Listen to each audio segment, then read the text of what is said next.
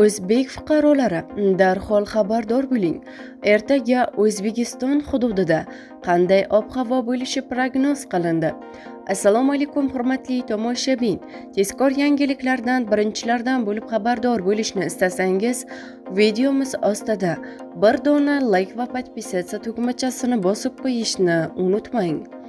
O'zgidromet ertaga 30-aprel kuni yog'ingarchiliksiz o'tishi kutilmoqda. O'zgidromet prognoziga ko'ra faqat vodiyda va tog'li hududlarda qisqa muddatli yomg'ir yog'ishi mumkin. Toshkent shahrida yog'ingarchilik kutilmaydi. Harorat kechasi 16-18 daraja, kunduzi 30-32 daraja bo'ladi.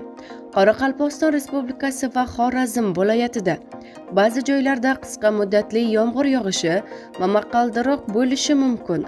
Harorat kechasi 13-18 daraja, kunduzi 22-27 daraja bo'ladi.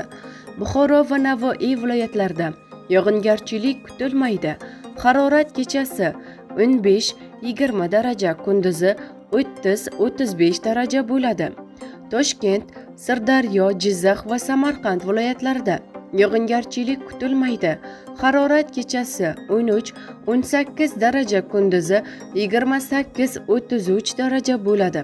Qashqadaryo va Surxondaryo viloyatlarida yog'ingarchilik kutilmaydi. Harorat kechasi 17-22 daraja, kunduzi 30-35 daraja bo'ladi. Andijon, Namangan va Farg'ona viloyatlarida kunning ikkinchi yarmida ba'zi joylarda qisqa muddatli yomg'ir yog'ishi momaqaldiroq bo'lishi mumkin. Harorat kechasi 13-18 daraja, kunduzi 28-33 daraja bo'ladi. Respublikaning tog' oldi va tog'li hududlarida esa havo o'zgaruvchan bo'ladi.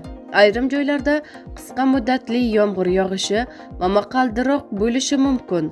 Sel, suv toshqin hodisalari yuzaga kelishi mumkin. Harorat kechasi 8-13 daraja, kunduzi 18-23 daraja bo'ladi deyiladi prognozlarda.